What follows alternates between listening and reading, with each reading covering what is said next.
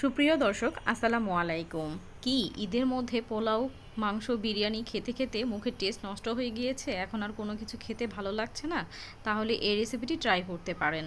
এই রেসিপিটি খুবই সহজ এবং মজাদার একটি রেসিপি। এই সময়ের জন্য কিন্তু এই খাবারটি কিন্তু খুবই মুখরোচক খাবার। আমি এখানে ফলি মাছ নিয়ে নিচ্ছি এবং মাছগুলোকে পরিষ্কার করে হলুদ লবণ দিয়ে মাখিয়ে নিচ্ছি মাছগুলোকে ভাজার জন্য। এই গরমের মধ্যে কিন্তু এইরকম ভিন্ন ধরনের খাবার খেতে কিন্তু ভালোই লাগে। অনেকেই বলবেন যে করলা দিয়ে এই মাছ কে খায়? আমি খাই এবং আমার মতো আরও অনেকেই আছে যারা এ ধরনের খাবার পছন্দ করে, তাদের জন্যই মূলত আজকের এই ভিডিওটি। তো মাছগুলোকে আমি ভেজে নিচ্ছি, ফ্রাই প্যানের মধ্যে তেল দিয়ে দিচ্ছি। তেলটা গরম হয়ে আসলে মাছগুলো দিয়ে মাছগুলোকে ভেজে নেব। এটা খুব বেশি ভালো করে দেখানোর প্রয়োজন মনে করিনি, কারণ মাছ কিন্তু আমরা সকলেই ভাজতে পারি।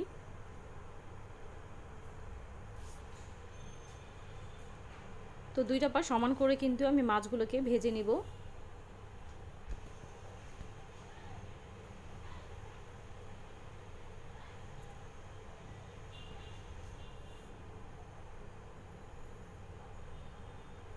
দুইটা পাশ কিন্তু মাছগুলো ভাজা হয়ে গিয়েছে। এবার আমি মাছগুলোকে তুলে নিব, সরাসরি রান্নায় চলে যাচ্ছি।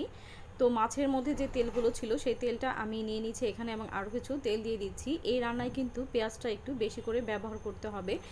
এখানে আমি বড় সাইজের 3টি পেঁয়াজ কুচি, কাঁচামরিচ কুচি এবং রসুন কুচি দিয়ে দিচ্ছি এবং পেঁয়াজ মরিচ রসুনগুলোকে আমি ভেজে নিব নরম হয়ে আসা পর্যন্ত। তো এই তো দেখতে পাচ্ছেন পেঁয়াজগুলো কিন্তু নরম হয়ে এসেছে। আমি কিন্তু ব্রাউন করে পেঁয়াজগুলোকে ভেজে নিইনি। এই পর্যায়ে আমি দিয়ে দিচ্ছি আদা রসুন বাটা। আমি এখানে 2 চা চামচ আদা রসুন বাটা ব্যবহার করেছি। এবার আদা রসুনটাকে পেঁয়াজের সাথে ভালো করে ভেজে নিচ্ছি।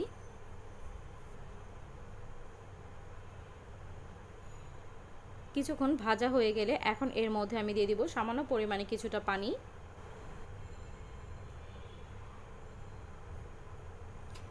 এখন এর মধ্যে আমরা গুঁড়ো মশলা অ্যাড করব। এখানে আমি 1 চা চামচ হলুদ গুঁড়ো দিয়ে দিচ্ছি এবং দিয়ে দিচ্ছি 1.5 চা চামচ লাল মরিচের গুঁড়ো, 1 চা চামচ লবণ। এই মশলাগুলো দিয়ে আমি এবার মশলাগুলোকে খুব ভালো করে কষিয়ে নেব।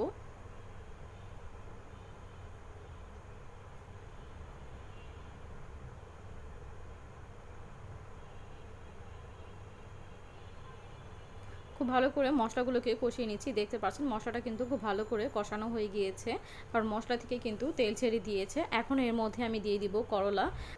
করলাগুলোকে আমি এভাবে চিকন করে কেটে নিয়েছি এবং তারপরে আমি হালকা সেদ্ধ করে নিয়েছি। খুব বেশি কিন্তু সেদ্ধ করা যাবে না, হালকা জাস্ট আমি একটা বলক তুলে এনেছি, তারপর পানিটা ফেলে দিয়েছি।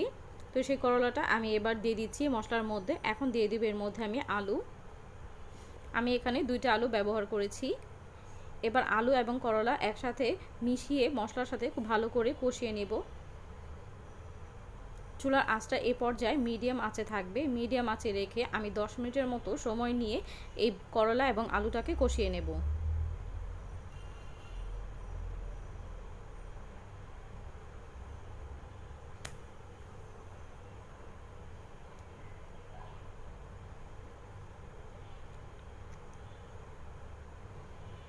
আমি এখানে ঢাকনা দিয়ে ঢেকে দেইনি, কারণ হচ্ছে আমার মা বলতো যে ঢাকনা দিয়ে ঢেকে রান্না করলে করলার টেস্ট তিতে হয়ে যায়। তো সেজন্য আমি ঢাকনা দিয়ে ঢাকি না, আমি এভাবেই রান্না করি।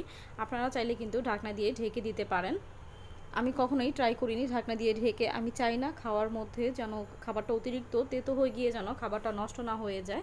তো সেজন্য আমি ঢাকনা দিয়ে ঢেকে দেই না। তো 10 মিনিট কষানোর পর এর মধ্যে আমি পানি দিয়ে দিয়েছি পরিমাণ মতো। এটা একটু পাতলা ঝোল রাখতে হবে, কারণ এই করলা দিয়ে যে কোনো মাছই রান্না করি আমরা, চিংড়ি মাছ অথবা ইলিশ মাছ অথবা শিং মাছ অথবা আমি যে আজকে ফলি মাছটা দিয়ে রান্না করছি, একটু ঝোল ঝোল রান্না করলে কিন্তু এটা খেতে বেশ ভালো লাগে। তো সেজন্য কিন্তু আমি ঝোলের পরিমাণটা একটু বাড়িয়ে দিয়েছি এবং এর মধ্যে আমি এখন মাছগুলো দিয়ে দিচ্ছি। আপনারা কিন্তু করলা দিয়ে চিংড়ি মাছ, শিং মাছ অথবা ইলিশ মাছ দিয়ে কিন্তু এই রান্নাটি করে নিতে পারেন। ফলি মাছ দিয়েও রান্না করতে পারেন, এটা খেতে কিন্তু বেশ ভালো লাগে। আপনারা কিন্তু বাসায় এটি ট্রাই করে দেখতে পারেন। 1 মাস রোজা রাখার পর যখন ঈদ এসেছে, আমরা কিন্তু তখন প্রচুর পরিমাণে মিষ্টি খাবার খেয়েছি, সেমাই খেয়েছি, বিভিন্ন রকমের ডেজার্ট খেয়েছি।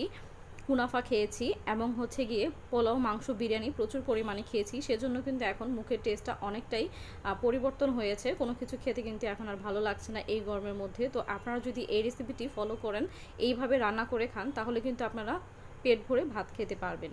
তো রান্নাটা কিন্তু প্রায় হয়ে গিয়েছে। আমি আপনাদেরকে দেখিয়ে দিয়েছি। একটি আলু কেটে আলুটা কিন্তু পুরোপুরি সেদ্ধ হয়ে গিয়েছে এবং করলাটাও সেদ্ধ হয়ে গেছে। রান্না কিন্তু হয়ে গিয়েছে। এবার সামান্য পরিমাণে একটু জিরা আমি ছিটিয়ে দিচ্ছি, ভাজা জিরার গুঁড়া দিয়ে দিয়েছি। তো এই পর্যায়ে আমি চুলা থেকে নামিয়ে নেব। আমি এর থেকে বেশি ঝোল আর শুকাবো না। তো আশা করছি আমার আজকের ভিডিওটি আপনাদের কাছে ভালো লেগেছে। ভিডিওটি ভালো লাগলে অবশ্যই একটি লাইক, কমেন্ট, শেয়ার করে দিবেন। কেউ বাজে মন্তব্য করবেন না। যাদের ভালো লাগবে না তারা ভিডিওটি স্কিপ করবেন। আমার চ্যানেলে যারা নতুন আছেন তারা অবশ্যই চ্যানেলটিকে সাবস্ক্রাইব করে বেল আইকনটি বাজিয়ে দিবেন, যেন পরবর্তী ভিডিও ছাড়ার সাথে সাথে সবার আগে নোটিফিকেশন পেয়ে যান। আজকের মতো এখানেই বিদায় নিচ্ছি। আবারও হাজির হব মজার মজার রেসিপি নিয়ে। আল্লাহ হাফেজ।